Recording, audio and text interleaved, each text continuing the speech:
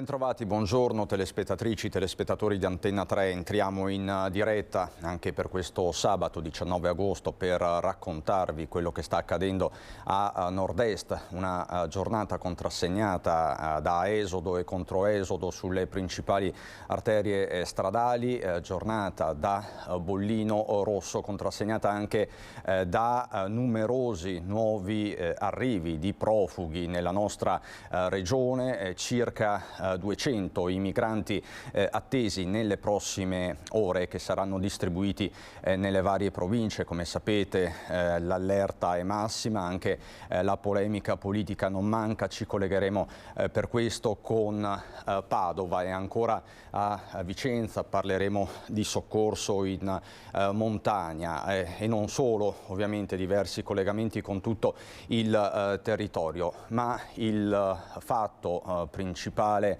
è quello con cui abbiamo chiuso ieri sera i nostri telegiornali, quel ragazzo di appena 20 anni disperso nelle acque del lago Morto. Siamo nel territorio comunale di Vittorio Veneto. È stata una nottata di mobilitazione per gli uomini del soccorso. Eccolo, lo vedete, Andrei 20 anni di Mestre, ma sul posto per noi con Alberto Pivetta, che sta curando la parte tecnica, c'è la nostra Edi Calimanna. Edi, buongiorno, che notizie ci sono? Ci sono degli aggiornamenti? Sì, buongiorno Cristian e buongiorno ai telespettatori. Come hai detto tu, siamo sulle rive del lago Morto nel comune di Vittorio Veneto, lago utilizzato e usato da turisti, residenti e tutti coloro che vogliono trovare un po' di refrigerio in queste calde giornate. Siamo sulle rive perché sono ancora, come potete vedere, in corso al centro del lago le ricerche dei sommozzatori, dei vigili del fuoco, del corpo di Andrei, che ancora risulta disperso. Ovviamente le speranze restano flebilissime, se non per dire nulle, di trovare Andrei in vita. Ci raccontavano i vigili del fuoco che rispetto a quanto accaduto Andrei era insieme a degli amici. C'eri tu ieri sera qui, Cristian, a testimoniare il fatto. Erano andati fino al centro del lago tramite una passeggiata che si può percorrere lungo le rive del lago, e dal centro più o meno si sono messi un po' a trovare del refrigerio in acqua. Andrei era su un materassino che la corrente poi l'ha spostato sempre più verso il centro del lago. Era ormai a 15 metri, è caduto dal materassino non riuscendo più a risalire. La fatica era tanta e noi torniamo a ieri sera e torniamo alle parole dell'ispettore dei Vigili del Fuoco Giampaolo Canciani e sentiamo le sue parole di quanto accaduto ieri. Le operazioni subacquee sono complesse, la battimetria del lago è assolutamente irregolare. Abbiamo cominciato a scandagliare il lago dai 10 metri di profondità e siamo arrivati fino ai 25, ma il lago va giù fino a più di 50 metri. È un lago non balneabile e in questo momento stanno arrivando altre squadre di sommozzatori, come vedete in diretta. Abbiamo richiesto il supporto di altre squadre proprio perché continuiamo anche di notte a lavorare e a fare delle immersioni. Richiederemo anche il supporto tecnologico di strumenti subacquei robotici. I colleghi di Treviso ci fanno supporto, i sommozzatori da Venezia mandano continuamente qui delle squadre. È arrivata la squadra che si occuperà delle ricerche subacquee notturne e in questo momento sono arrivati e procederemo al cambio sul luogo dell'intervento, a dare le notizie del caso, e inizieremo tra circa 40-50 minuti un'altra immersione. E ora, Cristian, le testimonianze raccolte ieri sera, c'erano ancora gli amici presenti sul posto a parlare, un'amica, Judith, un'amica di Andrei, che ha tentato in tutti i modi di soccorrerlo. Sentiamo. Qui c'è anche Judith. Judith, scusa il disturbo, so che tu eri con il giovane che appunto adesso si sta cercando, ti sei anche gettata in acqua per tentare di salvarlo. Sì. L'ho visto che era in difficoltà perché lui era caduto dal questo coso gonfiabile. Ci provava già da 10 minuti a salire così, era stanco, non era colpa sua. Poi l'ultima volta, cioè, ha provato un'ultima volta, il gommone è andato via perché lo ha spinto e lui è caduto e lì vabbè ho detto che ci ho provato almeno, non so. Poi, Questo a quanti metri dalla riva? non so precisi, ma erano tipo 15, 20 tipo. Io ero già a 10, capito? Ero già arrivata a 10 metri, ma poi quando ho visto che ha affogato lì non potevo più fare niente. Quindi tu ti sei gettata, ti sei buttata, hai tentato il tutto per... Sì, beh, quando ti viene così l'adrenalina, non so. Poi quando ho visto che era già andato sott'acqua sono tornata indietro perché anch'io non ce la facevo più, ho bevuto acqua. È tutto. Perché siete venuti qua, era un giorno, dovevate trascorrere una giornata? Sì, molto tranquillo, molto... non doveva succedere niente, eravamo lì tranquilli ad ascoltare musica, niente previsto. Poi lui era su questo gonfiabile, un materassino. Quindi. Sì, per colpa della corrente un po' è andato verso il fondo, ma vabbè, lì non era preoccupante perché comunque sarebbe tornato così con le mani, ma poi quando è caduto... Ma lui sa nuotare? Sì, sapeva nuotare, ma era stanco, sapeva nuotare. Quando era caduto provava a salire di nuovo perché non so, si sentiva magari più sicuro, anche perché non voleva lasciare il gonfiabile. Tu da quando lo conosci? Questo... Quasi 7 anni, tipo. Non so ultimamente molto su di lui, ma prima veniva in chiesa con me, basta. Come si chiama? Andrei. E quindi con Andrei e altri 2 amici oggi dovevate trascorrere solo un pomeriggio di spensieratezza. Sì, doveva essere molto tranquillo. Noi non abbiamo anche bevuto niente, proprio era tranquillo lì con la musica e basta, capito? Quindi non avevate bevuto, tu dici niente? No, io niente, neanche loro niente. Lui non so se ha bevuto prima, ma non credo. Non ho visto. Grazie Judith, grazie.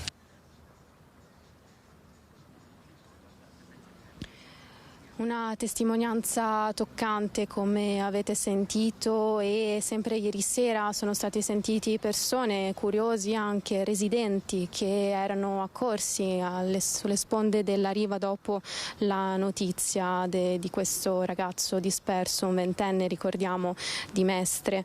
E sentiamo appunto la testimonianza di un residente, signor Sergio, che ci racconta della pericolosità di questo lago. Ascoltiamo.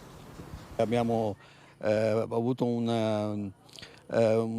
diciamo, ci sono state delle pecore che praticamente sono andate a finire dentro il lago e non c'è stato niente da fare, sono praticamente aspirate dalle turbine, sono andate sulle grate, le abbiamo portate fuori da là. Ci sono delle falde acquifere sotto che continuano a uscire fuori, sono fredde.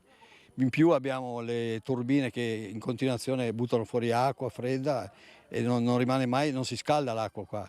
E per cui abbiamo sempre detto di stare attenti a bagnarsi prima di andare dentro, perché queste temperature alte ti viene subito voglia di buttarti, però con cautela. Queste acque sono insidiose.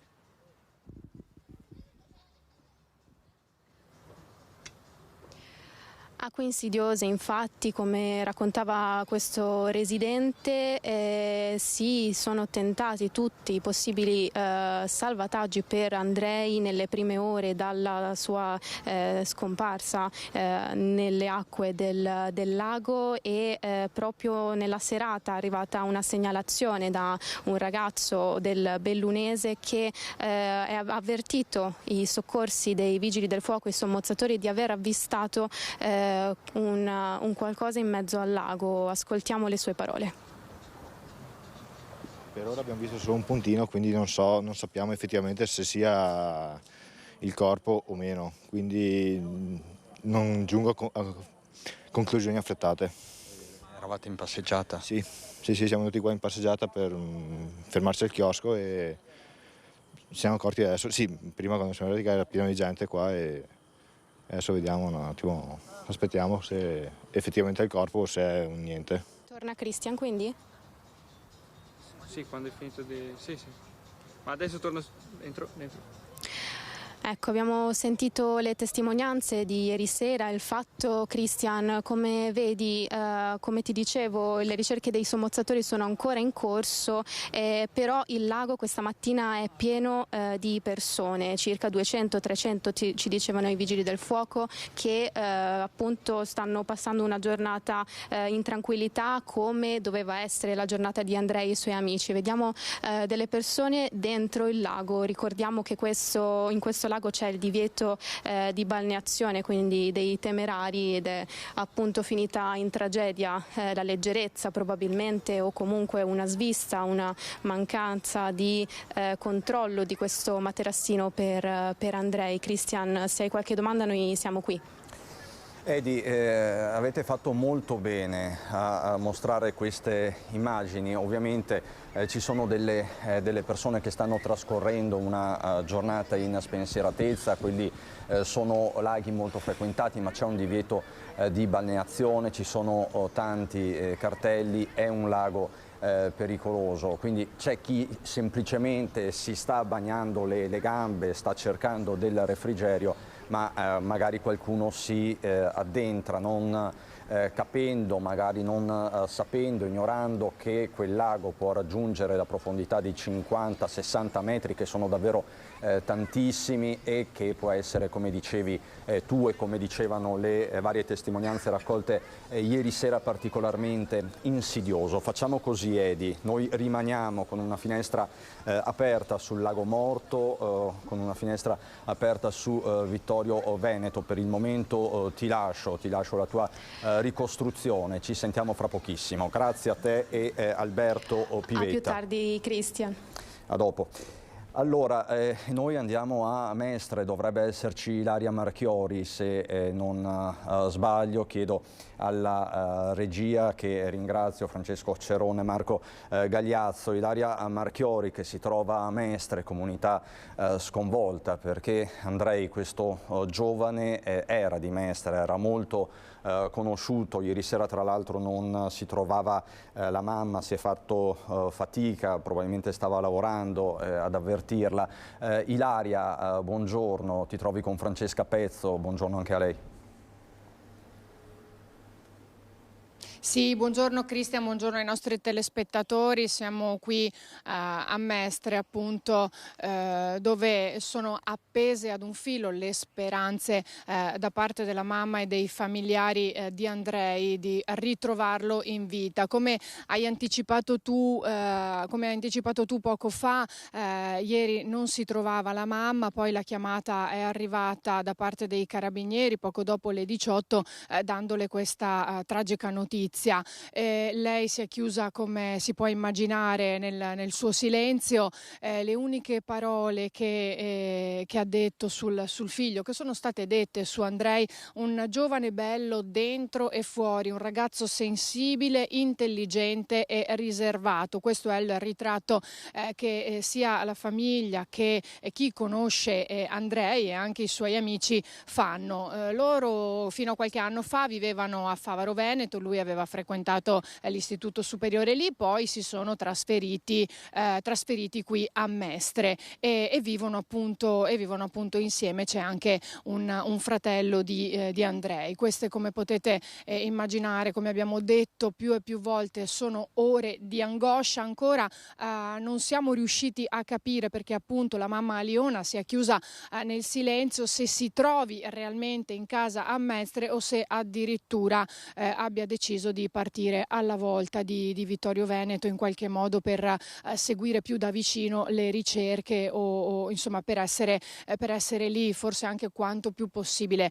vicino al proprio figlio. I carabinieri, dicevamo, l'hanno chiamata ieri intorno alle 18 per comunicarle l'accaduto. Lei era a casa con il fratello più piccolo e dalla centrale poi dei vigili del fuoco è partita anche un'altra squadra per eseguire le ricerche a maggiore profondità. Anche la comunità di Favaro in qualche modo è vicina alla famiglia, in qualche modo è sconvolta, perché tra l'altro ricordiamo che ancora una volta, anche se in questo caso indirettamente, perché la famiglia di Andrei non vive più a Favaro, però è stata colpita da una tragica notizia. Dunque stanno tutti aspettando che si capisca l'esito delle ricerche, stanno aspettando ovviamente con tutte le speranze che si ritrovi Andrei. Però, come abbiamo sentito anche nel collegamento precedente della collega Eddy da Vittorio Veneto, come stanno dicendo anche le forze dell'ordine, chi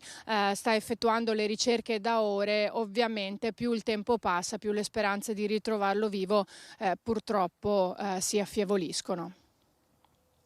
Grazie davvero, ovviamente se raccoglierai delle testimonianze noi siamo qui, richiedici quando vuoi la linea. Grazie a te e Francesca Pezzo per la parte tecnica. Torneremo ovviamente anche a collegarci con il Lago Morto di Vittorio Veneto e noi continuiamo anzi a parlare di soccorsi, in questo caso di soccorsi in montagna. C'è un monito del soccorso alpino delle Prealpi Venete. La montagna non va presa come un parco divertimenti, un messaggio che arriva in giorni di vacanza. Da qui alle prossime settimane la montagna sarà presa d'assalto, anche perché sono previste temperature record, soprattutto in pianura. Per questo ci colleghiamo, la vedo pronta, con la nostra Luisa Bertini da Vicenza. Con lei Luca Nardi, delegato del soccorso alpino per le Prealpi Venete. Buongiorno Luisa. Sì, buongiorno a voi, buongiorno ai nostri telespettatori. Siamo in compagnia di Luca Nardi, delegato del soccorso alpino per le Prealpi Venete. Perché soprattutto in periodo estivo tanti sono gli escursionisti anche un po' sprovveduti. Voi quest'anno da gennaio ai primi 6 mesi dell'anno quanti interventi avete fatto, soprattutto qui a Vicenza, nel Vicentino? Quest'anno, nel 2023, abbiamo superato gli 80 interventi, siamo a 83 interventi attualmente, dal 1° gennaio fino a metà luglio praticamente. Ecco, in linea con gli altri anni, ma di che tipo di interventi parliamo? Cosa riguardano? Siamo abbastanza in linea esattamente col numero di interventi come gli altri anni. Parliamo di interventi soprattutto per recuperare escursionisti. Pochi sono gli interventi tecnici impegnativi, qualcuno anche di livello sanitario, ma molti sono per perdita di orientamento, sfinimento, stanchezza. Poca preparazione. Ci sono molti interventi quest'anno che vertono su queste tipologie, appunto. Poi dopo daremo anche i consigli, però intanto parliamo di quali sono i nodi critici qui nel Vicentino, proprio le aree che richiedono più interventi. L'area che richiede la maggioranza degli interventi è sempre la strada delle gallerie, che è molto frequentata. E quest'anno abbiamo avuto parecchi interventi nella zona del Valle Oscuro, nella zona delle montagne piccole Dolomiti di Recoaro, e anche nella zona di Arsiero, Valdastico, dove c'è la ferrata delle Anguane. Anche là ci sono stati gli interventi, questi qua, per persone anche lì in difficoltà in parete questa volta. Lei prima diceva non bisogna trattare la montagna come se fosse un parco giochi, perché quali sono i consigli da dare? Sì, la montagna è diventata un posto molto frequentato ultimamente, e dove le persone pensano di trovare un'avventura facilmente fattibile, insomma. Purtroppo non è così. Noi vediamo spesso gente poco preparata, e con abbigliamento e tecnica proprio di allenamento, tecnica di andare in montagna totalmente assente. Invece in montagna sappiamo che repentini cambiamenti di tempo, il sole che picchia, allora ci trova gente disidratata, senza acqua, gente che fa ore di cammino senza portarsi qualcosa da mangiare, senza ascoltarsi, senza fare le giuste pause. C'è molta, non vorrei dire faciloneria, però la gente la prende veramente con troppa facilità a volte. Abbiamo visto anche tante ciabattine in montagna. Ci sono anche queste, sì, purtroppo ci sono anche queste persone con sandali, qualche volta ci sono state le ciabattine che hanno su sentieri montani. Adesso devo dire la verità, molti meno, perché anche grazie a voi che ci aiutate a fare informazione, cerchiamo di fare prevenzione sempre più in questo ambito, appunto. Ecco, io ringrazio Luca Nardi e restituisco a voi la linea allo studio.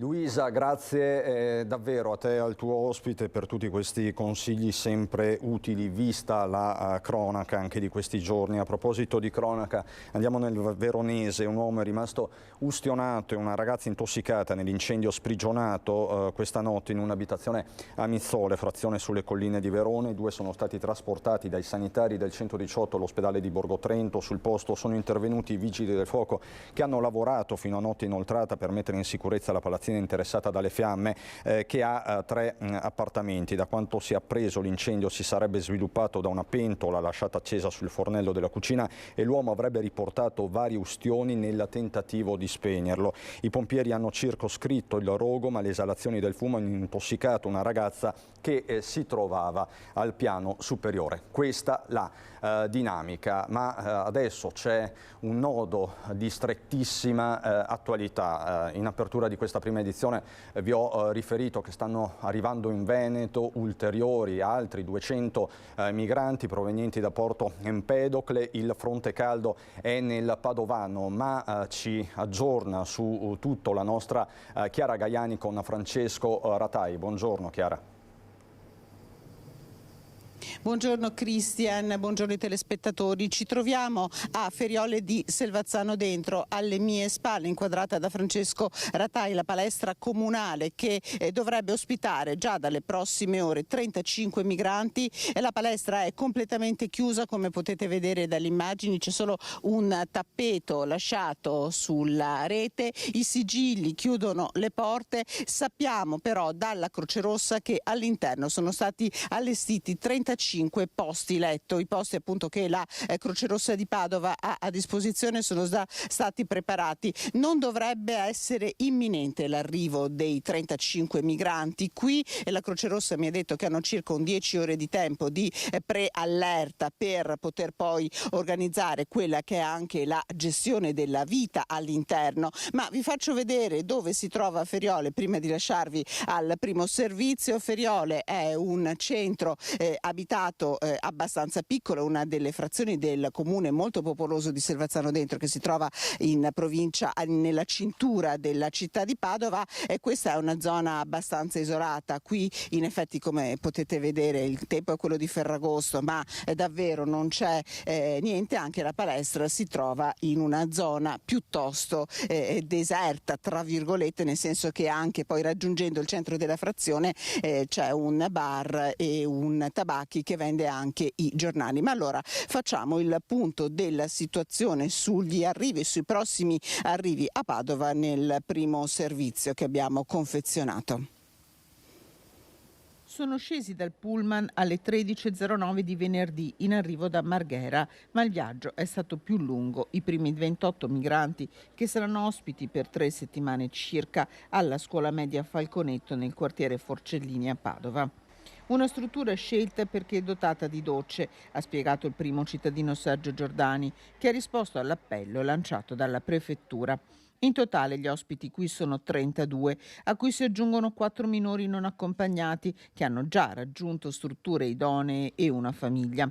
A seguirli gli operatori del Consorzio di Cooperative Veneto insieme alla Croce Rossa, che ha allestito la palestra per l'accoglienza e darà assistenza per la distribuzione dei pasti e sul fronte sanitario. Questo team è già pronto e si presenterà in queste sedi secondo una scaletta di giorni che è stata concordata con la prefettura. Dico subito che siccome molto verosimilmente questi sono migranti che provengono dall'hotspot di Lampedusa, che l'hotspot di Lampedusa è gestito da alcuni mesi e sarà gestito fino alla fine del 2025 dalla Croce Rossa Italiana, là ci sono 50 dipendenti e 70 volontari, fra cui ce ne sono sempre alcuni di Padova, in questo momento ce ne sono 2 di Padova, fra cui un'infermiera. Tutti i migranti che provengono da lì sono già stati sottoposti a una valutazione medica. Esclude l'arrivo di migranti con patologie aperte o affetti da malattie infettive il presidente della Croce Rossa, che racconta le condizioni con cui spesso arrivano sulle coste italiane queste persone. Arrivano ustionati per il viaggio nel mare, arrivano con segni di percosse, qualche volta arrivano gravide in fine di gravidanza, sono nati 3 bambini in una settimana. Ecco, quindi io ritengo che la parte sanitaria del nostro dispositivo sia sicuramente utile, sicuramente importante, ma mi sento di essere assolutamente, come medico, oltre che come presidente del comitato locale, rassicurante. Nelle prossime ore arrivi sono attesi anche alla palestra di Feriole, attrezzata per ospitare 35 persone.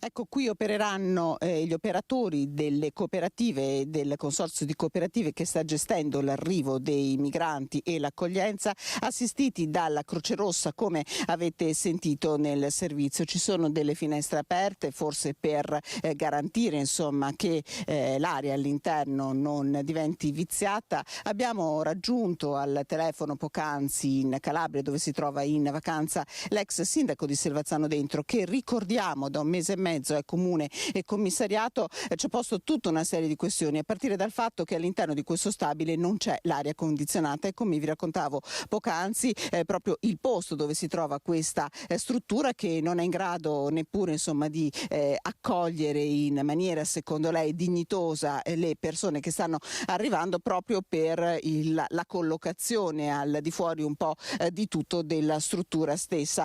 C'è un grande dibattito a Padova tra i sindaci in modo particolare, che sono stati proprio chiamati in prima persona a rispondere all'appello lanciato dalla prefettura, dal sindaco di Padova, che è anche presidente della provincia, Sergio Giordani. Noi abbiamo sentito anche il sindaco di Bovolente, che invece è pronta all'accoglienza, quella che viene chiamata accoglienza diffusa. Allora vi lascio al servizio che abbiamo realizzato con la sua intervista. Ringrazio Francesco Ratai per la collaborazione tecnica e poi da Feriole restituisco la linea allo studio.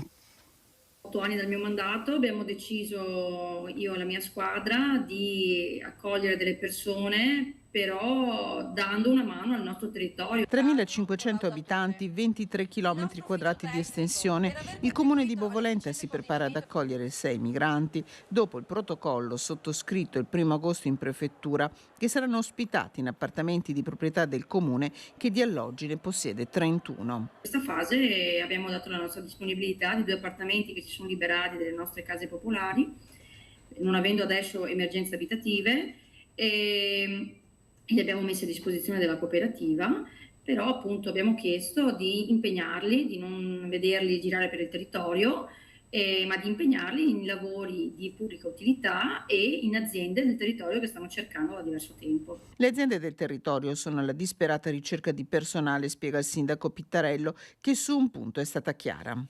Ecco, io sono stata chiara su questo anche con la prefettura, perché essendo un comune piccolo e avendo poche risorse non abbiamo le risorse economiche e finanziarie per gestire altro personale in difficoltà, perché anche col sociale in questo momento siamo molto impegnati.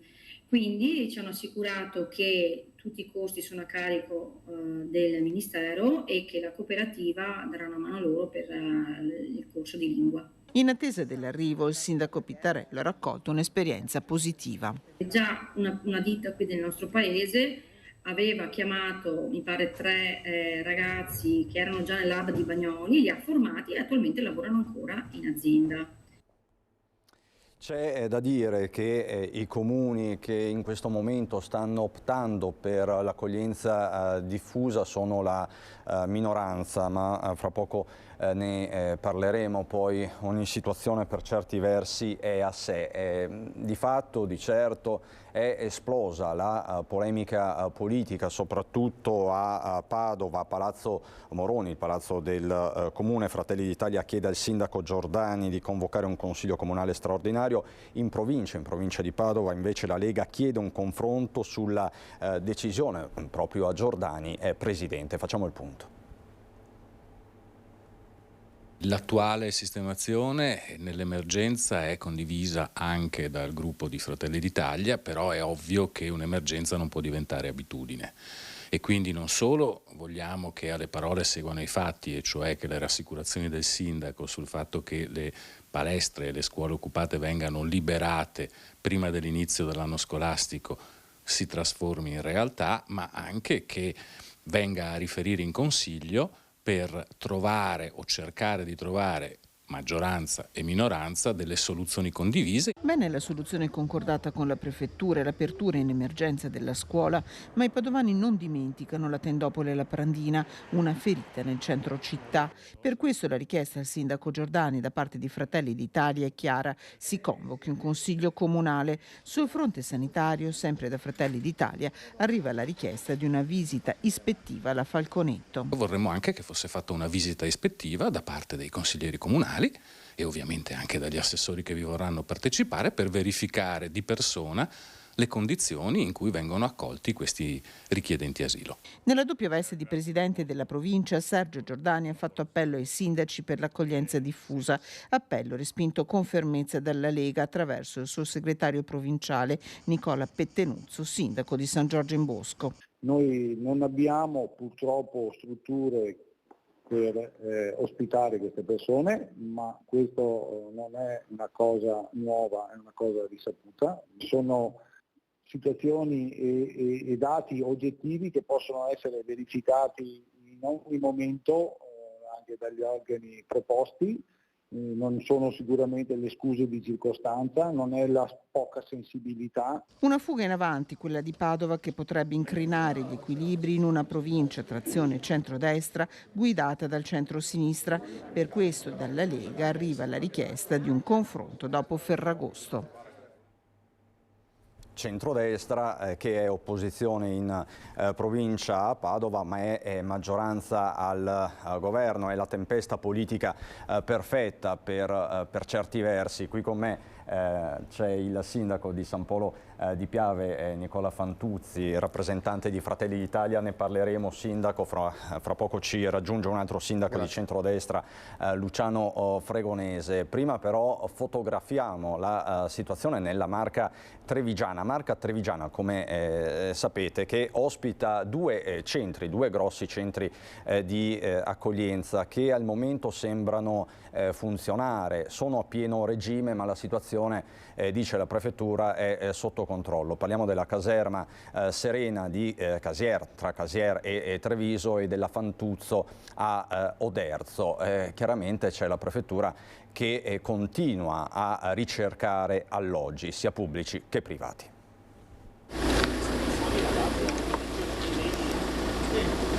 Nelle ore in cui fanno discutere le immagini dell'arrivo di un pullman di profughi a Padova, ospitati alla scuola Falconetto, anche la Marca si interroga sulla sostenibilità dei nuovi flussi migratori, con la prefettura di Treviso che però rassicura: il sistema trevigiano dell'accoglienza tiene, nessun rischio tendopoli al momento o utilizzo di edifici scolastici. Insomma, sembrano bastare le capienze delle caserme Serena, tra Casere e Treviso, e Zanusso a Oderzo. 500 ospiti la prima, 280 la seconda, a cui si aggiungono le cooperative, la principale è Hilal. Attualmente abbiamo un centinaio di richiedenti. Un centinaio di richiedenti provenienti da dove principalmente? Provenienti da Costa d'Avorio, da Pakistan, Bangladesh, Nigeria, Senegal e anche Niger.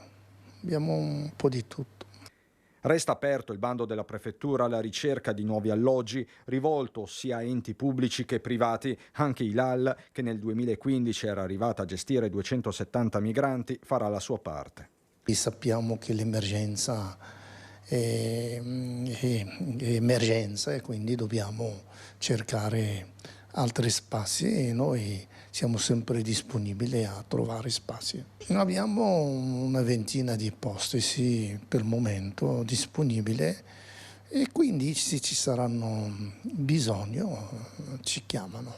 Gli sbarchi intanto proseguono, l'allerta inevitabilmente rimane alta.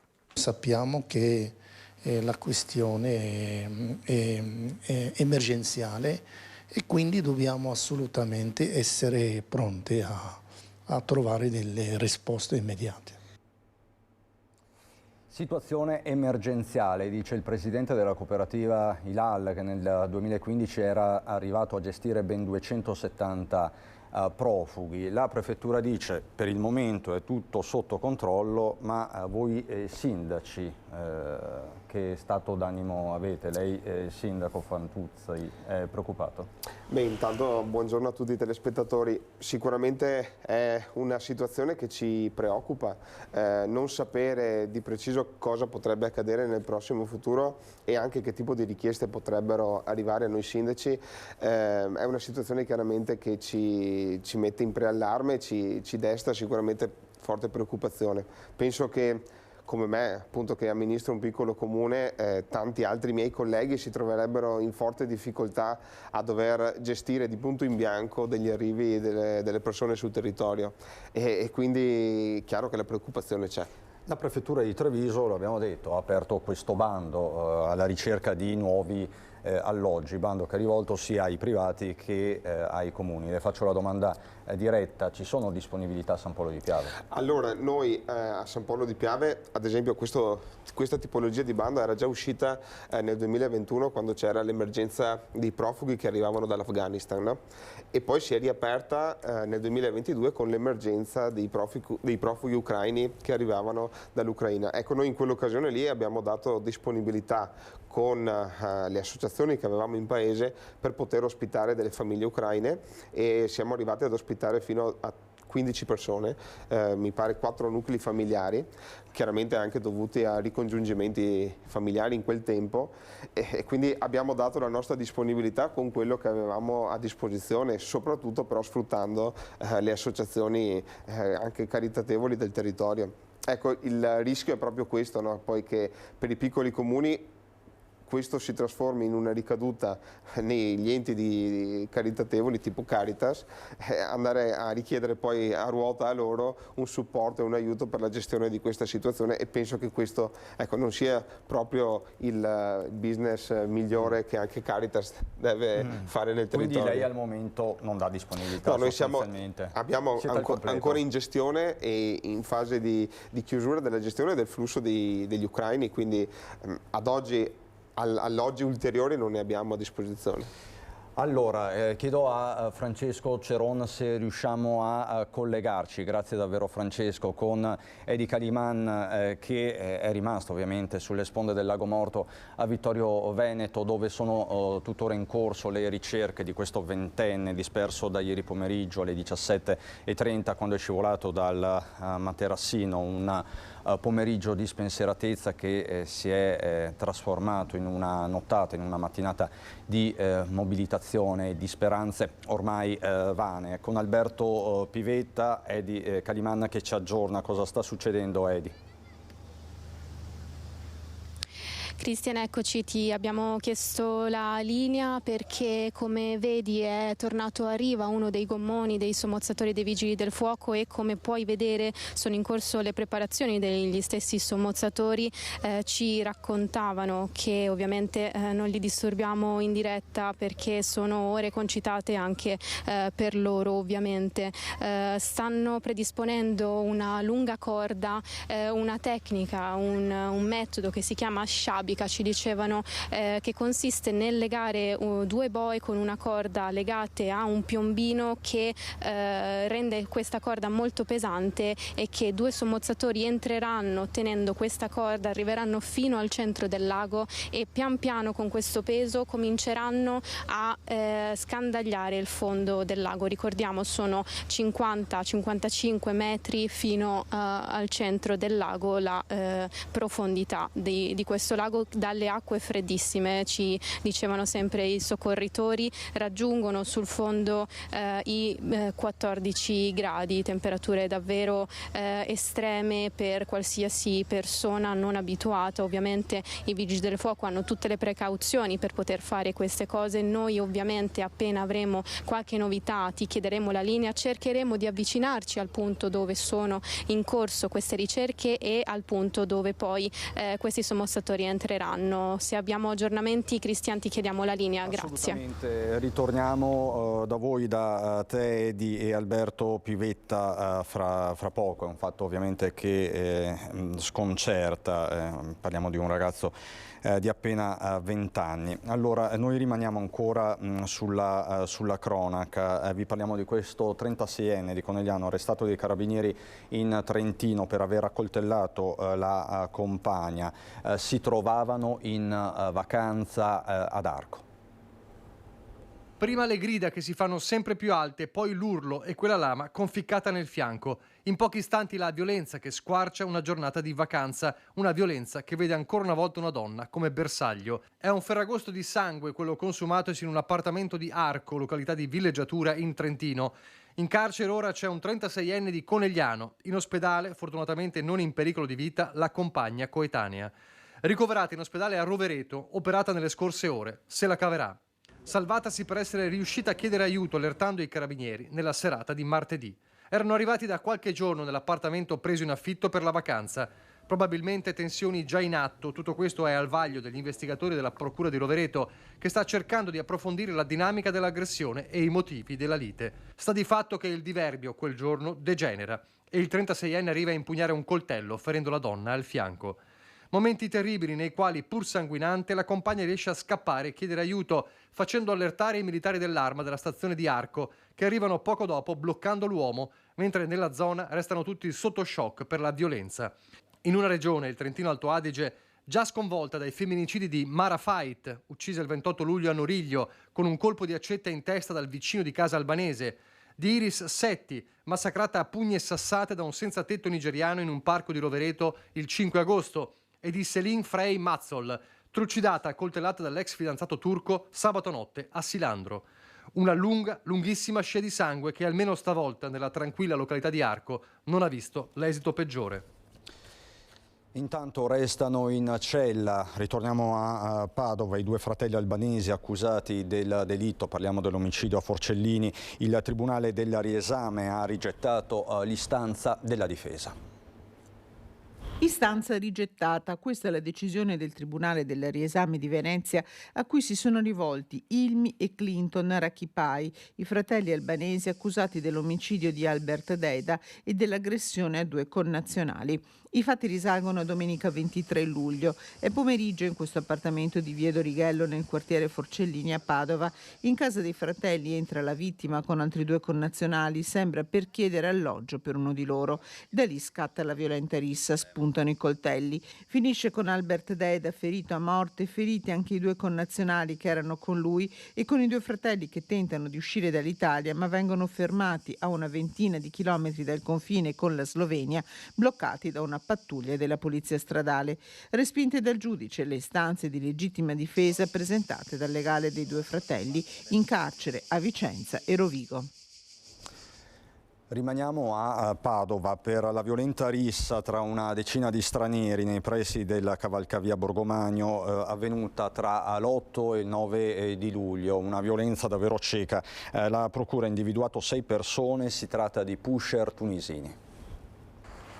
Un vero e proprio regolamento di conti perché alcuni spacciatori avrebbero sconfinato in zone riservate a un altro gruppo. Sarebbe questo il movente della violentissima rissa scoppiata nei pressi del cavalcavia Borgomagno, nell'area della stazione di Padova, nella notte tra l'8 e il 9 luglio scorso. Qui si sarebbero scontrate 10 persone, tutte straniere, 2 delle quali di nazionalità tunisina, sono finite al pronto soccorso dell'azienda ospedaliera per ferite da taglio all'addome e a un fianco. La polizia, che indaga, coordinata dal PM Sergio Dini, ha individuato 6 dei partecipanti. Si tratta di 6 cittadini tunisini, fra questi i 2 feriti, 5 maggiorenni e un minorenne, ai quali il PM contesta il reato di rissa pluriaggravata con lesioni personali. Gli inquirenti sarebbero già sulle tracce anche degli altri 4 partecipanti alla rissa, tutti soggetti conosciuti e molto attivi nello spaccio di stupefacenti in varie zone della città. Insomma, continuano a esserci dei fronti molto caldi nelle città del Veneto, da Mestre a Padova e non solo. E noi ritorniamo adesso velocissimamente su una vicenda che ha fatto discutere tutta Italia, i Velox di Cadoneghe, perché la prossima settimana potrebbe essere decisiva. Ci sarà un incontro con il sindaco Schiesaro. Il 21 è una data che il sindaco ci ha dato come termine per poter darci delle informazioni. Attendono le migliaia di multati di Cadoneghe che sperano di vedere annullate le sanzioni scattate dai 2 autovelox posizionati dalla fine di giugno lungo la strada 307 del Santo. Dopo il sit-in di 150 persone davanti alla prefettura di Padova, i cittadini aspettano. Persone rimaste senza punti sulla patente, anche un medico che rischia di non poter continuare ad assistere i suoi pazienti. Dopo l'esposto alla Procura della Repubblica, anche le minoranze in Consiglio Comunale a Cadoneghe si sono rivolte al prefetto perché sia verificata la procedura che ha preceduto il posizionamento dei 2 apparecchi. Nel frattempo i multati non mollano. Se serve andiamo più in alto, no? Andiamo anche più in alto. Ministero delle Infrastrutture che abbiamo interpellato, ma ad oggi non ha ancora risposto nessuno. Abbiamo mandato delle mail, delle PEC al Ministero delle Infrastrutture e dei Trasporti, ad oggi nessuno ci ha ancora risposto. Ma noi confidiamo perché guardi, abbiamo anche un quadrifoglio e questo porterà fortuna, quindi speriamo del 20 di avere qualche notizia. Tentano davvero tutte, resta il tema. Lei, da sindaco Fantuzzi, che cosa farebbe? Che cosa si può fare? Esatto, diciamo che il tema appunto è complicato anche per quello che si può fare post, diciamo, quelle che sono le sanzioni che eventualmente sono state accertate tramite lo strumento. Sicuramente il Velox è uno strumento di deterrente, no? Per la velocità, quindi il suo obiettivo deve essere quello della prevenzione e non sicuramente quello della cassa. Chiaro che una volta che il Velox ha accertato l'infrazione non è così semplice arrivare all'annullamento della multa, il processo è complicato, devono esserci degli elementi abbastanza oggettivi per la materia amministrativa per poter sperare in una revisione, ecco, della sanzione. E la competenza può essere della prefettura. Perché diciamo il rischio è un abuso d'ufficio. Sì, appunto c'è anche l'imbarazzo poi dal punto di vista amministrativo nel gestire una situazione che magari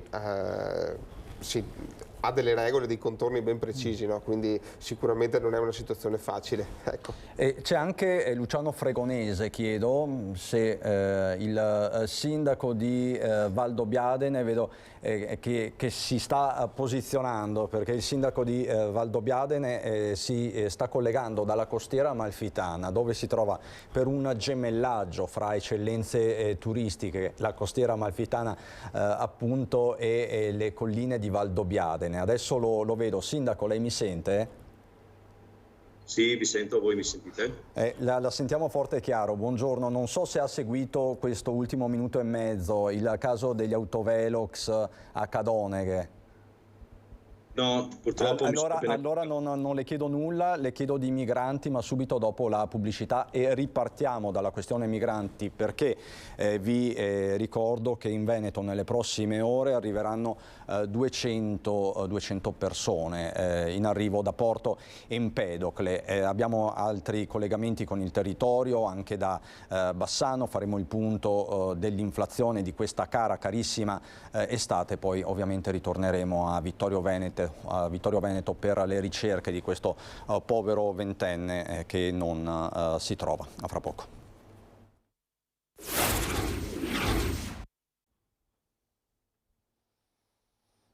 Di nuovo in diretta per raccontarvi questo sabato a Nord-Est, contrassegnato da tanti fatti di cronaca. Fra pochissimo ritorneremo a Vittorio Veneto per aggiornarvi sulle ricerche del ventenne di Mestre disperso da ieri sera nelle acque del lago Morto. L'altro tema di giornata è quello dei migranti. Ci siamo collegati prima con Selvazzano Dentro, dove 30 migranti sono stati ospitati nella palestra. Ma altri ne stanno arrivando, circa 200 in Veneto. Fanno parte degli oltre 1000 migranti presenti nell'area sbarchi di Porto Empedocle, quindi in Sicilia, allestita nella parte terminale del porto. Sono in corso le varie operazioni di imbarco sulla nave Dattilo della Capitaneria di Porto. Entro il pomeriggio, visto che in serata arriveranno i 600 migranti che la polizia ha già scortato all'hotspot di Lampedusa, al porto dove verranno imbarcati sul traghetto di Lina Galaxy, l'area usata anche per le pre-identificazioni dei migranti verrà completamente sgomberata. Quindi capite, tutto un effetto domino. 200 dei 700 migranti che vengono adesso imbarcati sulla Dattilo raggiungeranno il Veneto e 100 la Toscana. Quindi la fetta maggiore di questa ondata di sbarchi tocca al Veneto. Questa notizia è stata battuta poco fa dall'ANSA e quindi riporta dei dati ufficiali. Di questo stiamo parlando. Chiedo anche a lei, sindaco fregonese, quanto è preoccupato, se è preoccupato da questa nuova ondata, da questa ennesima ondata migratoria? Sì, preoccupato diciamo no, nel senso che dobbiamo essere organizzati. Devo dire che già nel 2015-2016 credo che non ci siamo dimenticati di cosa sia stata l'ondata e l'impegno messo in campo per la prima accoglienza e l'ospitalità dei profughi migranti. Quindi preoccupato nella misura in cui non c'è organizzazione.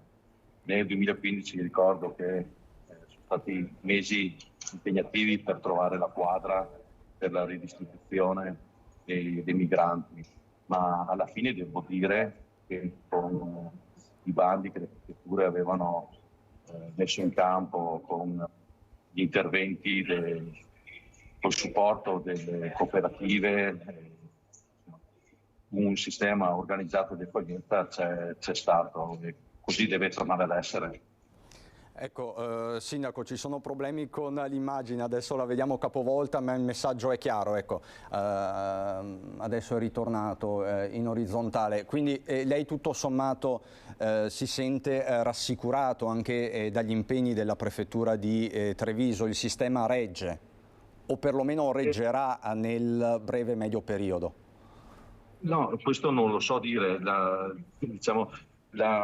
l'importante, la cosa necessaria è che adesso, al di là di... Scusate, ma continuo ad avere problemi. Mi vedete? Sì, la vediamo e la sentiamo.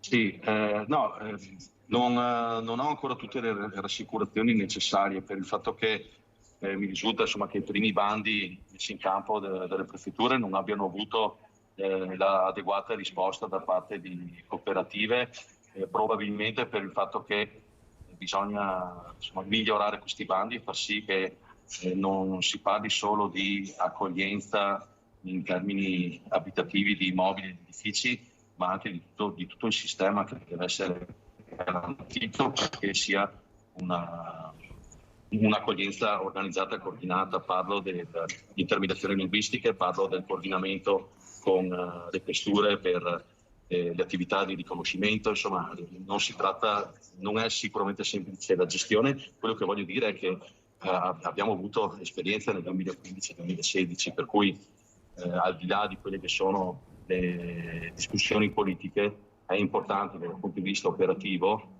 tutti facciano la propria parte, perché altrimenti la gestione dei migranti è un problema. Ad oggi non è completamente risolto, ma dobbiamo impegnarci. Dobbiamo impegnarci, e lei dice. Io vi farei sentire un altro sindaco, il sindaco di Oderzo, Maria Scardellato. Come sapete, a Oderzo c'è la seconda caserma della Marca dopo la Serena di Caser, che accoglie diversi migranti. Siamo a circa 280. La sindaca si dice preoccupata da un lato, ma dall'altro rassicurata. Facciamo il punto su Oderzo. Preoccupata lo sono, ma ho fiducia nell'attività del governo, perché che il problema ci sia grosso e immenso, questo c'è, ma non è da oggi. Un problema, secondo la sindaca di Oderzo, Maria Scardellato, che non dovrebbe riguardare l'ex caserma Zanusso.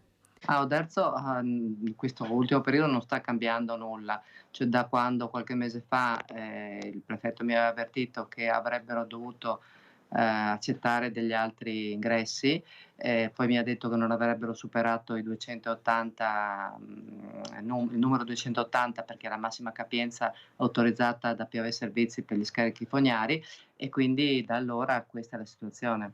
Nessun nuovo arrivo dunque nel comune Opitergino. Dopo i migranti giunti alle Zanusso negli scorsi mesi e la capienza al completo, non sono più arrivate comunicazioni o richieste da parte della prefettura di accogliere nuove persone. Io non credo che possano arrivarne a Oderzo più di quanti ne contiene la caserma, credo che, è chiaro, mi preoccupa la situazione in generale, ma non credo che arrivino a Oderzo, non è possibile, insomma. Non lo scenario che sta avvenendo a Padova, quindi per la Marca. A Oderzo, prima degli arrivi degli scorsi mesi, si pensava che il centro potesse chiudere definitivamente. Noi eravamo illusi che eravamo convinti che la caserma potesse andare, sì, che il centro potesse andare, insomma, fosse avviato alla chiusura, perché una volta concluso l'iter delle persone che c'erano dentro, il centro si sarebbe dovuto chiudere, e poi invece hanno ripreso gli ingressi e quindi di nuovo non si sa quando potremo pensare alla chiusura. Chiusura che secondo Scardellato non avverrà in tempi brevi. Un errore, a suo dire, non aver mai distinto le persone richiedenti asilo dai migranti economici. Cosa che non avviene in nessun Stato, in nessuna nazione, non vedo perché noi l'abbiamo invece accettata. E quindi, o forse noi l'abbiamo accettata perché noi siamo il primo punto d'arrivo, però insomma è chiaro che il problema va risolto con politiche internazionali, e io confido nel fatto che il governo adesso riesca a mettere in atto queste politiche internazionali. Faccio una domanda precisa ai miei ospiti, a Nicola Fantuzzi, sindaco di San Polo, e Luciano Fregonese, sindaco di Valdobbiadene. Poi mi rendo conto che la realtà è più complessa, ma il dibattito è questo: accoglienza diffusa o hub? Qual è la via maestra? Qual è la via da seguire? Tra l'altro c'è stato comunque un terremoto all'interno del centrodestra, soprattutto all'interno della Lega, dopo che nelle scorse settimane Zaia con Mario Conte aveva lanciato questo protocollo per l'accoglienza diffusa. Lei, sindaco Fregonese, come la vede? Hub o accoglienza diffusa? Proprio le chiedo 20 secondi.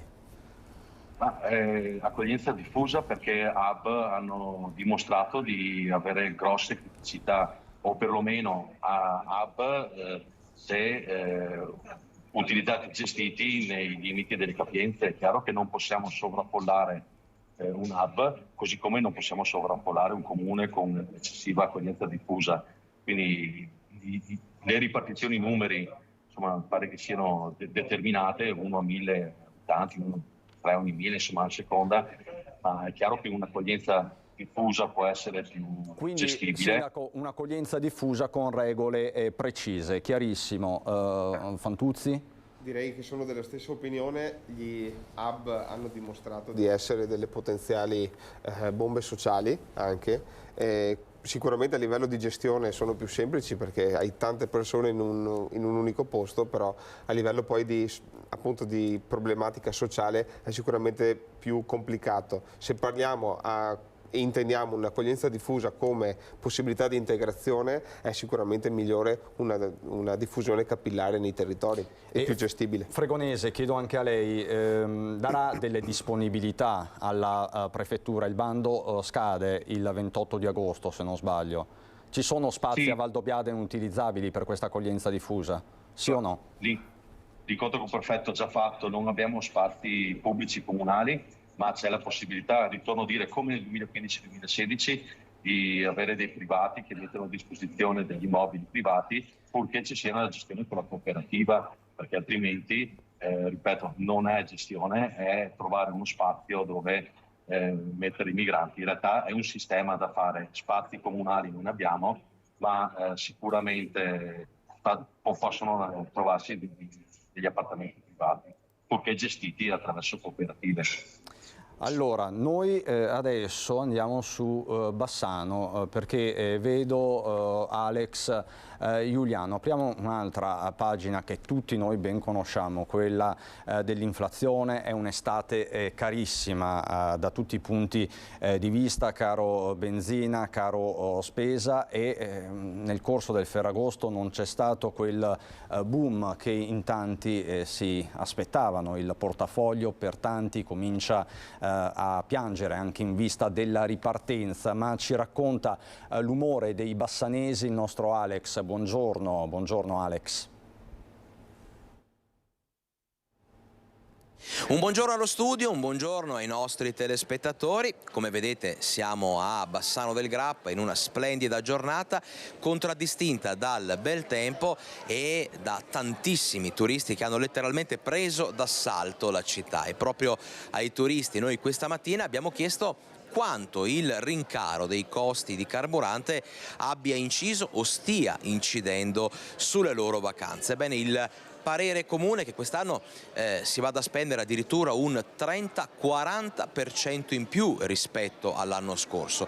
C'è chi ha deciso di accorciare la durata delle proprie vacanze e chi invece si è limitato a stringere un po' la cinghia, ma senza troppe rinunce, perché le vacanze comunque sono sacre, ma ce lo diranno tra poco proprio le persone che abbiamo intervistato. Io saluto lo studio e vi lascio proprio alla voce dei turisti intercettati a Bassano. Spostarsi in quest'estate con il caro benzina costa di più? Sì, anche se io ho il GPL, quindi poi c'è buona a far pari, diciamo. Spostarsi quest'estate col caro benzina quanto incide? Costa tanto di più? Parecchio, anche perché faccio il benzinaio, io sono gestore di una pompa di benzina, quindi quando è Ferragosto, Pasqua e Natale state tranquilli che vi facciamo del male, ma non io, per carità. Sì, comunque è costato, ha inciso molto. Quanto incide un pochino anche sulle vacanze? Abbastanza, direi, abbastanza tanto. Quanto è andato a spendere di più grosso modo rispetto magari agli anni passati? Penso, non dico un 30-40% in più, ma probabilmente sì.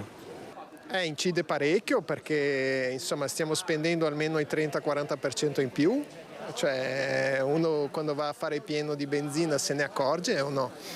Quindi magari si fa qualche giorno in meno di vacanza per contenere i costi? Qualcuno proprio non le fa le vacanze, cioè noi ad esempio siamo stati in città, facciamo qualche giro giornaliero, però non so se andremo in vacanza. Credo che inciderà molto purtroppo e mi sembra una costante un po' di questi ultimi anni che d'estate aumenta la benzina con le vacanze. Credo che per chi deve viaggiare sia un bel salasso. La soluzione qual è? Fare qualche giorno in meno di vacanza per contenere un po' i costi? Ma se tu hai programmato una vacanza credo che la devi fare. Stringi un po' la cinghia, cerchi un po' di risparmiare su altre cose, ma rinunciare alle vacanze no. Rincaro dei costi di benzina, carburante, insomma quanto questo sta incidendo sulle vacanze? Beh, noi non siamo ancora in vacanza. Quanto inciderà allora? Inciderà molto perché andiamo in Belgio, quindi molti chilometri, e quindi sicuramente inciderà. La soluzione qual è? Fare vacanze un po' più corte o risparmiare un pochino durante proprio il soggiorno? Beh, si risparmia durante il soggiorno assolutamente, quindi mari, panini invece che ristoranti, mezze pensioni, alberghini un po' meno costosi, ecco, probabilmente quello sì, sicuramente. Caro benzina che si ripercuote anche per chi non solo gira le città d'arte e si muove per le vacanze, per il turismo, ma anche per chi lavora d'estate, come nel suo caso, come nel caso degli ambulanti che con i furgoni appunto caricano, scaricano la merce. Quanto incide il rincaro dei costi di carburante sulla vostra attività? Incide sulla nostra attività, purtroppo. Io con 100 euro che faccio alla settimana, prima facevo 65 litri, adesso ne faccio 55 litri. 10 litri sono circa 50-60 km a settimana in meno. Di tutti i giorni, canterebbe Riccardo Fogli, esatto. Se non sbaglio. È questa la realtà con cui dobbiamo fare i conti.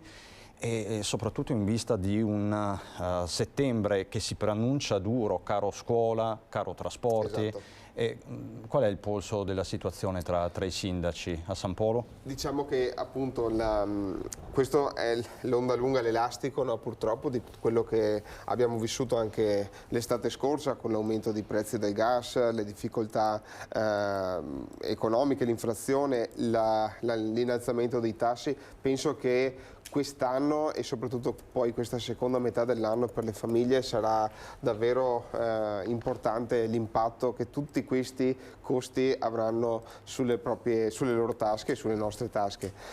D'altro canto anche noi amministrazioni pubbliche stiamo facendo il massimo per cercare di contenere il più possibile quelli che sono i costi dei servizi.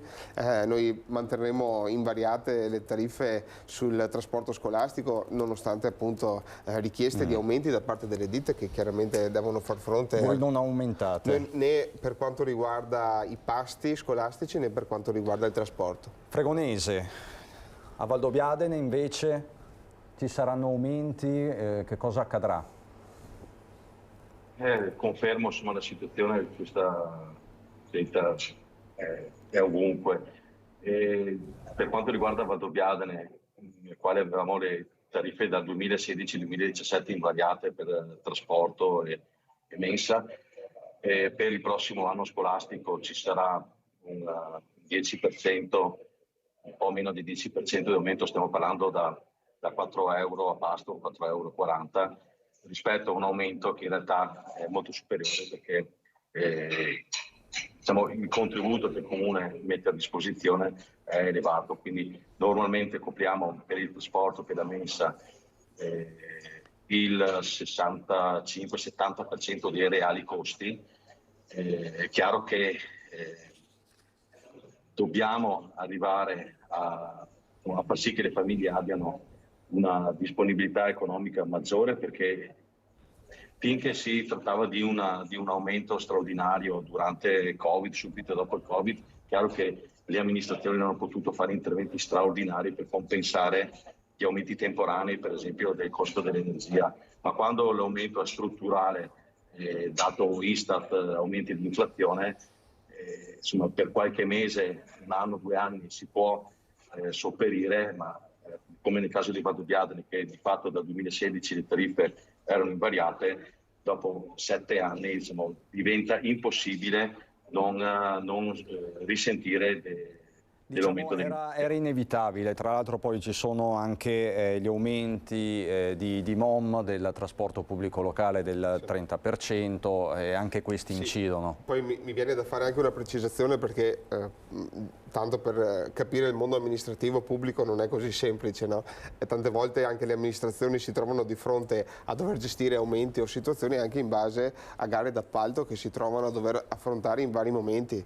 Sicuramente chi ha affrontato lanciato una gara d'appalto per la mensa scolastica in questo periodo, si trova un aumento delle materie prime importante e quindi i costi lievitati. Noi siamo fortunati, la nostra gara l'abbiamo fatta l'anno scorso e quindi ci siamo accaparrati un prezzo che ad oggi è uno dei più bassi, diventa uno dei più bassi, ma dato da quella che è la situazione purtroppo del contingente, ecco, del mercato. Vi chiedo proprio una dichiarazione telegrafica, poi andiamo in pubblicità, parliamo di maltempo, della tempesta di caldo in arrivo, ritorneremo su Vittorio Veneto. Voi siete sindaci di centrodestra, lei di Fratelli d'Italia, Fregonese civico di centrodestra. Il governo sta facendo tutto il possibile, ve lo chiedo proprio, vi chiedo di essere sinceri. Sulla partita migranti? Sulla partita dell'inflazione, del sostegno alle famiglie, Fantuzzi. Penso di sì, penso che siano anche abbastanza evidenti le azioni che vengono messe in campo da parte del governo. È chiaro che ritorno anche alla questione che diceva prima il collega Fregonese sulla questione dei conti pubblici. Non è facile comunque dover amministrare e gestire queste situazioni dovendo avere un occhio sempre attento anche alla questione comunque dei conti pubblici. Fregonese, lei si aspettava qualcosa di più dall'esecutivo Meloni, da questo esecutivo di centrodestra? È fiducioso? Sta già facendo abbastanza? È chiaro che un amministratore di un comune deve essere fiducioso nei confronti degli organi superiori, soprattutto del governo, e laddove ci sia qualcosa da sistemare, un sindaco deve essere propositivo nel dare delle proposte di soluzione. Di fatto sono molteplici le urgenze e le emergenze che questo governo si è dovuto dall'insediamento si è trovato a dover affrontare, e io spero che prima o poi termini questa situazione di precarietà, intendo soprattutto nei mercati internazionali e nei mercati dell'energia e delle materie prime, perché è certamente una battaglia difficile da vincere nel momento in cui la determinazione dei prezzi sfugge addirittura alle logiche e agli indirizzi. Diciamo quindi prima c'è da scendere dalle montagne russe e poi ovviamente avviare una stagione di vera programmazione. Assolutamente sì, e l'importante è trovarsi pronti e avere una politica nazionale certa, soprattutto energetica e di sostegno alle famiglie e ai cittadini. Questa c'è, dobbiamo uscire da questa situazione di incertezza perché dura di fatto dal 2020. 10 secondi Fantuzzi, davvero, che poi ho la pubblicità. Sì, penso che le strategie che il governo sta mettendo in atto siano strategie comunque che vedremo anche nel medio e lungo termine, non esclusivamente nel breve, quindi bisogna anche dar fiducia a una politica che guarda avanti. Allora, e noi guardiamo dopo la pubblicità perché abbiamo ancora tante cose da dirci, a fra pochissimo.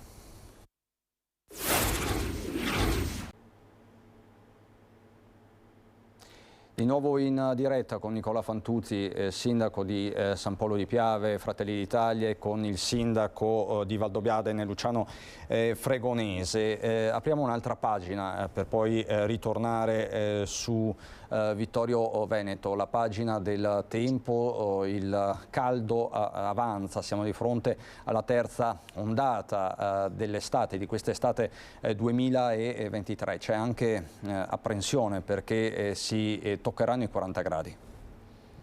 E io prego a Dio che ce la faccio, e però bisogna superarlo aiutandoti a prendere delle cose che ti fanno bene. Ogni anno sarà peggio per i vecchietti. Qua si suda e fatica allarmanti, l'età che avevamo è pesante, sto caldo. Non c'è poi da dare numeri, però è difficile andare avanti. È già stata ribattezzata Heat Storm, tradotto tempesta di caldo, la nuova ondata di alte temperature in arrivo proprio in queste ore in Veneto. Fino alla metà almeno della prossima settimana ci sarà da boccheggiare. Tra domenica e mercoledì le massime potranno arrivare a 36 gradi in tutta la pianura marca compresa, con punte fino a 37-38, soprattutto tra Polesine e Veronese. Oltre 40 i gradi percepiti, le minime tra i 23 e i 25, quindi nessun refrigerio nelle ore notturne. Il caldo intenso si farà sentire anche in quota, lo zero termico a Ferragosto attorno ai 4.000 metri salirà a 5.000, un'anomalia termica per la stagione come evidenziato dall'ultimo bollettino ARPAV che parla espressamente di terza ondata di calore per quest'estate 2023 con 6-8 gradi sopra la media del periodo. A Cortina d'Ampezzo la colonnina di mercurio potrebbe toccare i 30 gradi, sotto stress termico anche la Marmolada, in vetta valori massimi prossimi ai 15 gradi, una situazione molto delicata per lo stato di salute del ghiacciaio, dicono gli esperti. Il giorno della tragedia, nel luglio 2022, si toccarono i 12 a quota 3.343, i disagi maggiori per le fasce più fragili, ma anche per chi lavora. Lavoro in azienda che fa armamenti ferroviari. E quindi insomma il caldo si percepisce. Esatto. Dobbiamo bere sempre, bisogna idratarsi bene durante la giornata e cercare riparo quando le temperature si fanno veramente alte. Ho lavorato già 8 ore, adesso vado a un altro lavoro. Mamma mia, col caldo è difficile. Sì, bevo l'acqua e basta. Va decisamente meglio per chi è in vacanza e si gode Treviso da Calmaggiore. Noi siamo qui in visita, siamo di Melbourne dove c'è inverno in questo momento, quindi ci fa molto piacere goderci questo caldo perché chi abita qui non lo apprezza come dovrebbe apprezzarlo. Io adoro il caldo. L'unica cosa che si può fare è andare al mare, almeno lì sta in acqua. E quindi lei dove va? A Jesolo, a Cortellazzo precisamente. Va bene così, no? Se va al mare. Very hot here in Italy. Very, very hot in Italy today. Where are you from? I'm from England. Do you like Treviso? My favorite place in the whole world. It's amazing. Il miglior posto al mondo, traduco velocemente, dice questo ragazzo, ma torniamo seri e fra pochissimo parlerò di maltempo perché la conta dei danni del maltempo che si è abbattuto sulla Marca Trevigiana e sulla regione del Veneto tra luglio e agosto è ancora in corso. I comuni stanno tenendo la contabilità di fatto dei danni sia sugli edifici pubblici che su quelli privati, però mi chiede la linea Edi Caliman che come sapete è a Vittorio Veneto e sta seguendo le operazioni di ricerca di questo ragazzo ventenne che da ieri è ufficialmente disperso. Edi.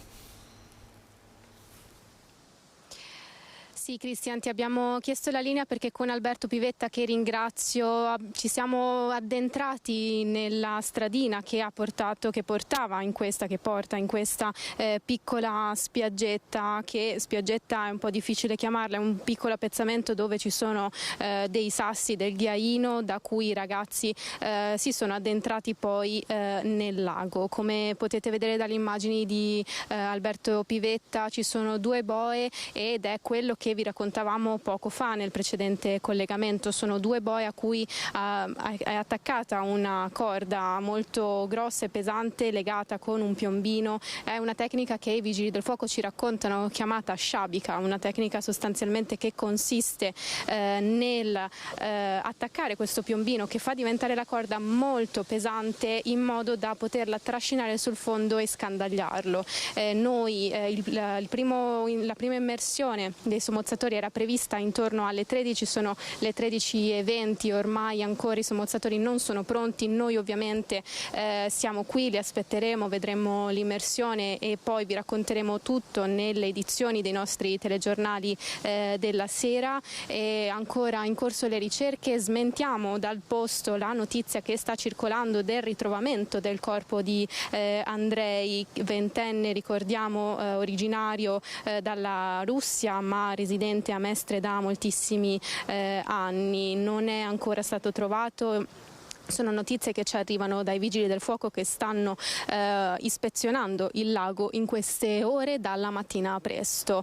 Aspettiamo l'arrivo dei robot, nel frattempo si cerca di fare il possibile, i sommozzatori si caleranno e percorreranno il centro del lago attaccati a queste boe e pian piano le muoveranno come muoveranno poi inevitabilmente il piombino e la corda a cui è attaccata. Cristian, hai domande da studio?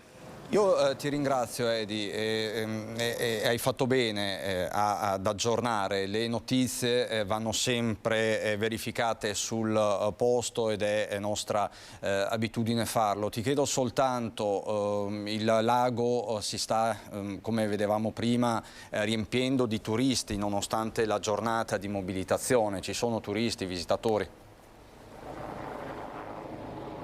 Sì, moltissimi, Cristian, e scusa il frastuono, sta arrivando, non so se Alberto riesce ad inquadrarlo, un elicottero, probabilmente un elicottero che aiuta i soccorritori, ci dicevano i vigili del fuoco. Siamo ancora poco personale nonostante squadre provenienti da tutto il Veneto, ricordiamo i sommozzatori arrivati questa mattina da Vicenza. Ci sono, come dicevamo, molti turisti che stanno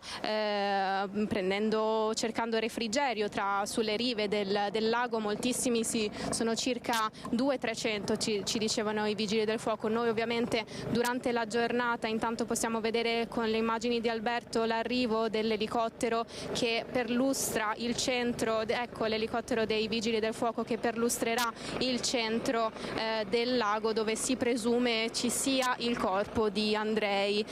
Una visione dall'alto per poter avere appunto una visione a 360 gradi di quello che è ovviamente lo scenario. Dicevamo appunto, noi andremo a sentire turisti e persone che sono qui per sentire anche gli umori che si respirano in questa giornata. Cristian.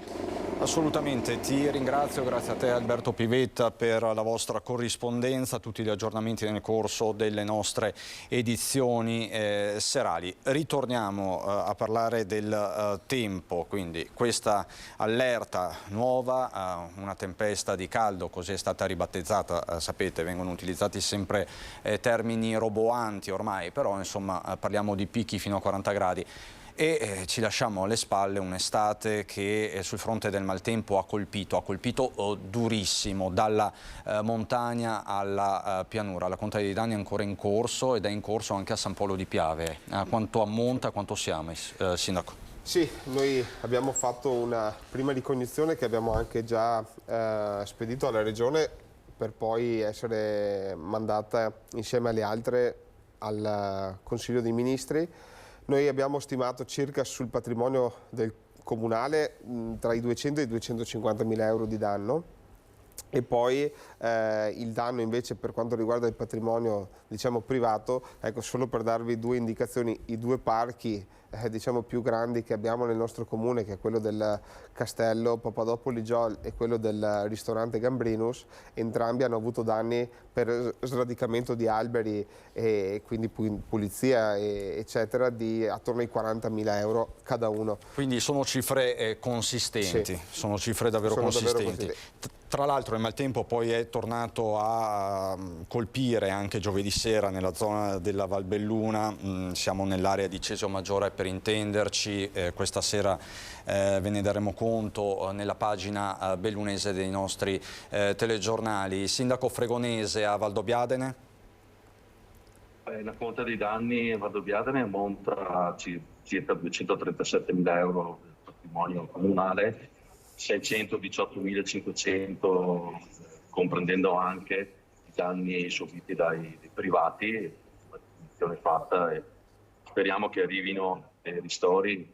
Dire che già nel 2020 avevamo subito dei danni per oltre 700.000 euro e in questo caso è stato molto limitato il ristoro avuto. Speriamo che questa volta ci siano più risorse per rimediare i danni patiti, soprattutto ai privati. È stata un'estate molto difficile, tra l'altro adesso c'è questa nuova terza ondata di caldo certificata anche dall'ARPAV regionale, quindi sono dati certificati, e poi si attende un'altra allerta meteo per la seconda parte della prossima settimana. Ovviamente incrociamo tutti le dita, esatto. Fantuzzi. Purtroppo siamo sempre col naso all'insù, no? Quando vediamo le nuvole ammassarsi, il cielo che si ingrigisce.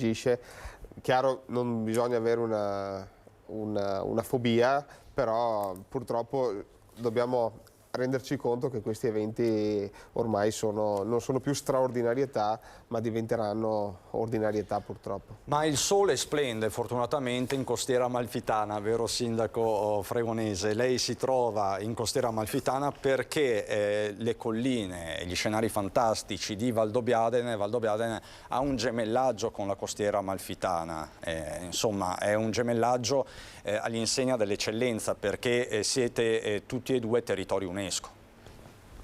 Sì, siamo qui come ogni anno, siamo qui solo 2 giorni purtroppo per sancire e rafforzare questo patto di amicizia, questo gemellaggio con la Costiera Amalfitana, e loro salgono in occasione dell'antica fiera San Gregorio. Peraltro sono qui ospitato in questo momento da Sal de Riso, qui con la moglie Anna. Buongiorno a tutti, buongiorno. Buongiorno signora, diciamo Sal de Riso è uno dei pasticceri più famosi al mondo. Grazie mille, sì. Signora, lei come vede questo connubio? È anche un connubio di sapori fra colline di Valdobbiadene e Costiera Amalfitana. Assolutamente sì, qui noi, sapete, insomma, Salvatore fa una ricerca assoluta e precisa di tutti gli ingredienti di qualità, proprio per dare il meglio a chi si affaccia sulla nostra costiera. E questa ricerca comunque ci dà ragione, perché chi sceglie Sal de Riso e comunque la Costiera Amalfitana sceglie la qualità e l'eccellenza enogastronomica. Quindi è un gemellaggio all'insegna delle eccellenze enogastronomiche anche questo. Assolutamente, assolutamente. La ricerca è un gemellaggio per cercare, per unire due realtà territoriali d'eccellenza. Tra l'altro, sindaco, ci sarà anche un momento ufficiale, se non sbaglio, questa sera, forse lo posso mostrare anche a casa, vediamo, incontri di meraviglia, eccolo qua, 12ª edizione Tour Terre Amiche, così, uniti nella bellezza.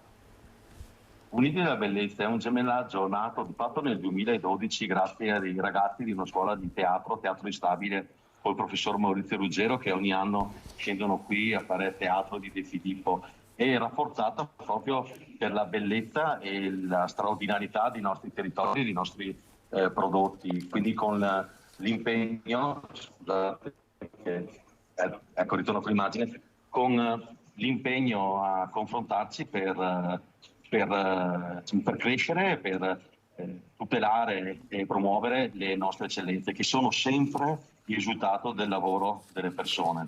Grazie sindaco Fregonese, grazie signore, è stato davvero un piacere. Buon lavoro e buona permanenza sindaco in Costiera Amalfitana. Racconteremo questo gemellaggio anche nei nostri telegiornali. Lei niente Costiera Amalfitana, sindaco Fantuzzi. Saluto con un po' di sana invidia Luciano e gli faccio i complimenti per questa iniziativa, e sicuramente ecco, questo testimonia come il nostro paese sia davvero ricco di eccellenze, di cose belle, e anche noi qui nel nostro territorio dobbiamo essere orgogliosi di quello che abbiamo e che custodiamo. Senza dubbio. Allora, siamo alle battute conclusive. Grazie sindaco Nicola Fantuzzi, sindaco di San Polo di Piave. Abbiamo toccato diversi temi, dalla cronaca all'attualità, quindi noi rientriamo in diretta alle 18:30. Le notizie del giorno le abbiamo messe tutte sul tavolo, la cronaca con queste ricerche ancora in corso sul Lago Morto a Vittorio Veneto, si cerca Andrei Bocenco, 20enne di Mestre, la comunità è sotto shock, anche gli amici, ci siamo collegati con Edi Caliman e Alberto Pivetta, e poi l'arrivo di questi migranti, il fronte caldo è su Padova, ma sono attesi altri 200 arrivi nel corso delle prossime ore, resta da capire dove andranno questi migranti. Le prefetture sono mobilitate, non solo le prefetture, anche i comuni. Ritorneremo sul maltempo questa sera, andremo a Borgo Valbelluna, Cesio Maggiore, dove giovedì sera il maltempo ha battuto forte. Allora, questi i temi di giornata, e poi il caro prezzi ovviamente, e io vi ricordo in ultimissima battuta che subito dopo il meteo trasmetteremo il film Gli Infedeli, un film francese, una pellicola francese del 2012, una regia molto composita, un collettivo di registi tutti di primo piano. Si parlerà con ironia e non solo con ironia di infedeltà maschile. Questo il tema di questo film pluripremiato. Ringrazio dalla regia Francesco Cerone e Marco Gagliazzo, ringrazio tutti voi per la cortese attenzione. C'è il meteo alle 18:30, ci vediamo se lo vorrete. Buona giornata.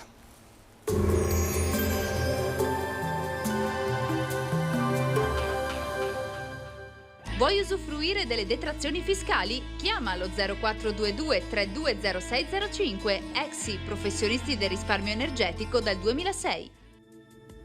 Benvenuti al meteo, previsioni per sabato 19 agosto. Sul Veneto tempo stabile con cielo in prevalenza soleggiato, ad eccezione di qualche passaggio di sottili velature. Non sono attese precipitazioni. Temperature minime stazionarie comprese tra i 18 e i 23 gradi, massime in aumento con valori sopra la media del periodo tra i 31 e i 35 gradi. Sul Friuli Venezia Giulia tempo stabile con cielo in prevalenza sereno, possibilità di annuvolamenti più consistenti nelle zone montane nelle ore più calde della giornata. Venti a regime di brezza. Temperature minime tra i 20 e i 23 gradi, massimi in lieve aumento comprese tra i 32 e i 33 gradi. Sul Trentino Alto Adige cielo terso e molto soleggiato con temperature in aumento. Non sono previste precipitazioni. Temperature minime intorno ai 18-19 gradi, massime comprese tra i 34 e i 38 gradi. Dal meteo è tutto, arrivederci.